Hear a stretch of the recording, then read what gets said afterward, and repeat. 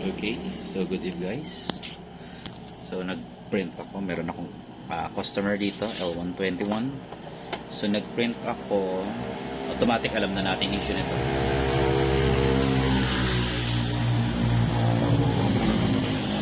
Kita ninyo, hindi nagpantay yung papel. Automatic alam na natin issue nito, yan. Kasi nga tumagilid, may nakasingit. Okay. So, shutdown natin ito. Lilinisin na rin natin ito. So, both blinking, paper jump, or talagang paper jump yan. So, ang gagawin nyo guys, pag ganito may nakaipit na. Okay. So, tanggalin nyo na lang muna yung natitirang papel. Huwag nyo pong pupwersahin bunutin. Hayaan nyo muna, shutdown nyo muna. Hanapin natin yung sira. Hindi niya rin idudura. Ayan. So, baklasin na natin. Kasi nga may ano. Huwag nyo po siyang, bawal po to. Hilain to. Masisira yung spring. Unti-unti natin siya sisirain doon sa loob. So, pag na-encounter nyo naman ng ganyan, paano nga naman pag ganyan na-encounter? Kung paper jump, okay lang. Kasi dito paper jump eh. Paper jump siya kasi dahil may bato. Pero yung ibang paper jump na dito nalulukot. Eh dito hindi po siyang pwedeng hilain. So, tuturuan kayo ng technique. Pwede namang punitin natin.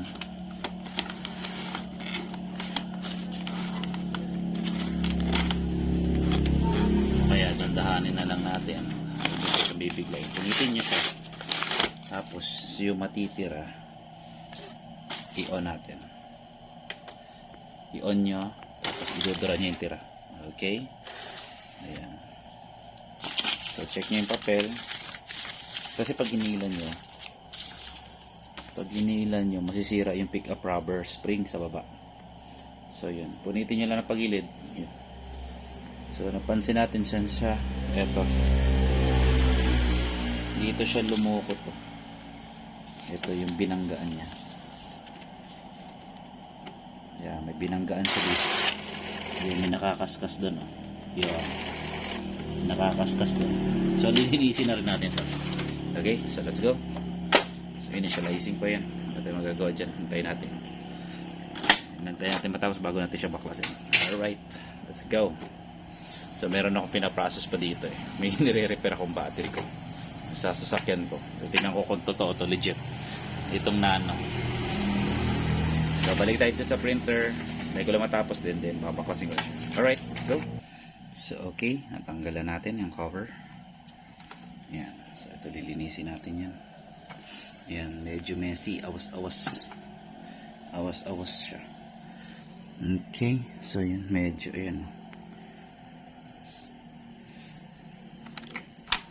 Sanapin natin yung bato. Aduro. May papel. Yan. May mga stock. Check mo natin. So, mag-checking tayo guys. So, ito yung ating ano. check natin, pero yung issue nakita na natin issue dito. Ito lang, susungkitin lang natin.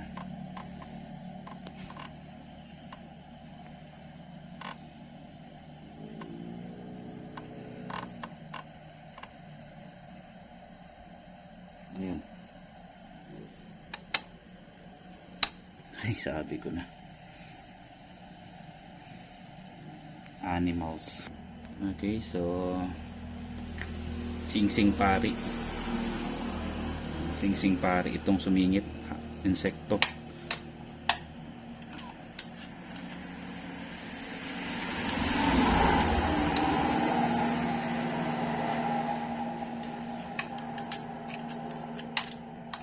Yan. Yan, matay na. Oh, ayan ang bumara. So, lilinisin na rin natin. Ayan yung bumara. Napuno kasi doon sa area nila eh. Ayan, tumigas na, namatay siya. So, kailangan talaga, advice talagang dapat tabunan. Tabunan po natin ang ating mga printer kung hindi naman gagamitin. Kung mga long weekend siya. Alright. So, nahuli natin yung salarin. Ito siya. So, tapon na natin. Tignan natin kung may debris pa, may mga debris pa. linisin din natin yan.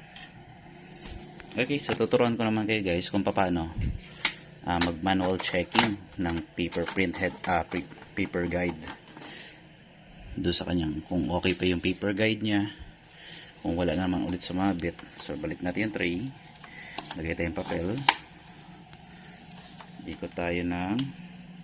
ikot natin siya papunta dito, yan. So ma-unlock ito, ma-unlock siya, tapos ikot natin forward, not counter, then i-rotate natin. Ayan, so kakain siya ng papel.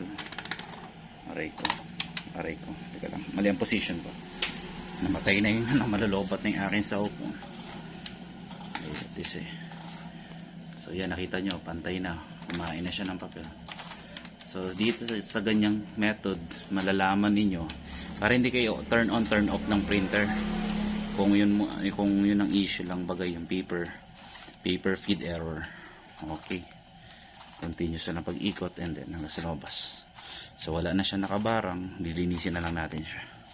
So check natin ito, check natin sensor, check natin ito, check linis, check din natin, and then overall cleaning. Then test print tayo mamaya. May gumamit na rin pala nito, may mga nagharang-harang na. Okay, so ganito muna niya kasi ililinisin ko lang yung ano. Okay, so lilinisin natin siya at tapos magte-test tayo. Okay, sa sunod ko i-discuss sa inyo guys kung ano yung mga dapat proper i-check pag once na kayo magre-repair ng printer or kahit personal nyo muna. So gagawa tayo ng video para ingay talaga, no? Para meron kayong idea kung ano yung issue na gagawin ninyo. Yung talaga pag nasa tabing highway. Okay, maingay. Alright, sige. Hindi rin ako pwede maglakas ng boses kasi nga may mga natutulog na. Sa gabi lang ako nakakapag-vlog. Alright. So, sige, abangan natin. Cut ko muna to. So, yan guys. Nag-test na tayo. Nozzle check.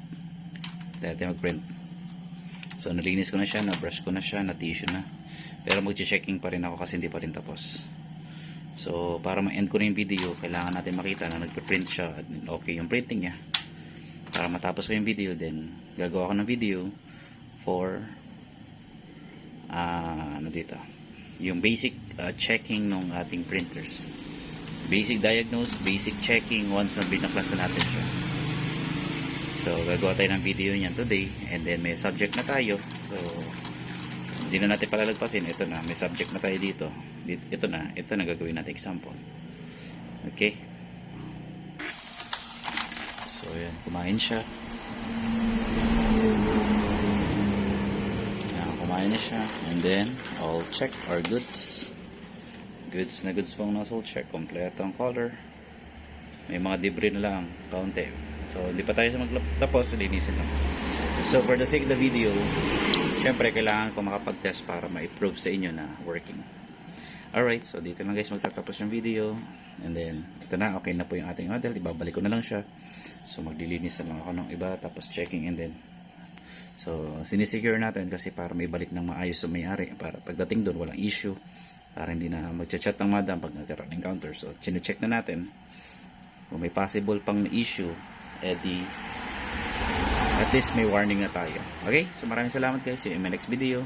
So mahaba na yung video. Okay, goodbye. Thank you. Please don't forget to like and share and subscribe.